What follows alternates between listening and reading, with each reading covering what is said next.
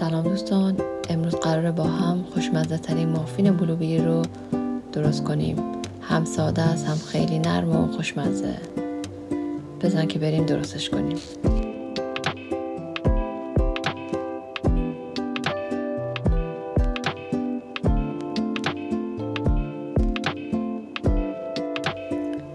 خب بریم سراغ مواد خشک. آرد، بیکینگ پودر، جوی پرک و نمک ما میریزیم توی کاسه و با هم مخلوط میکنیم.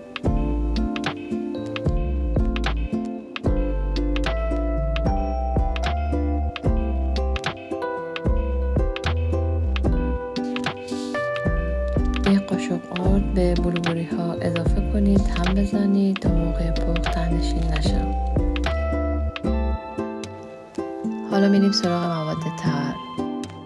کره نرم شده رو با شکر قهوه‌ای و شکر سفید میریزیم توی کاسه و با همزن برقی میزنیم تا سبک بشه.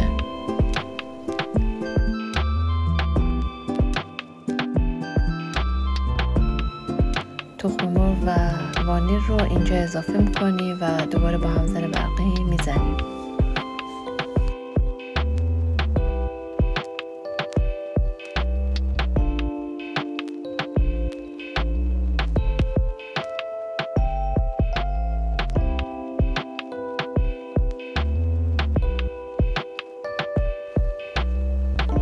شیر رو هم اضافه میکنیم و در حد مخلوط شدن هم میزنیم. حدود 30 ثانیه کافیه.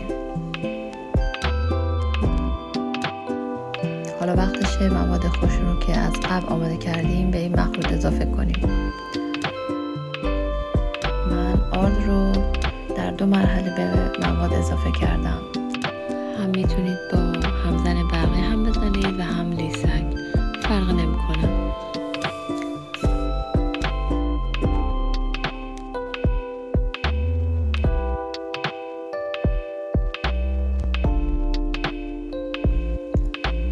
بلوبری ها رو هم اضافه میکنیم و خیلی آروم با لیسک هم میزنیم.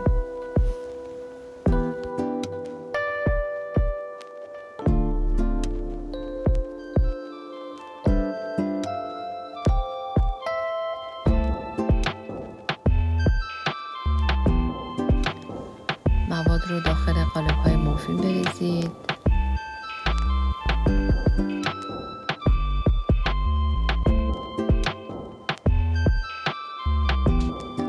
آخر سر هم برای تزیین روی مافین ها چند تا بلوبری و کمی جوی پرک می‌ریزیم.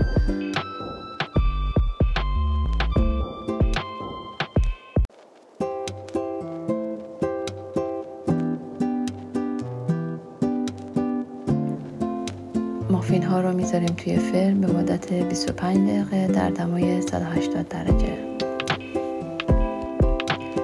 اینم از مافین های خوشمزه‌مون.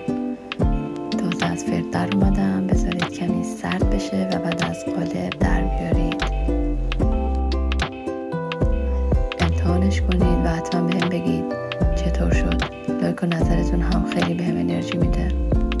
تا ویدیوی بعدی، خداحافظ.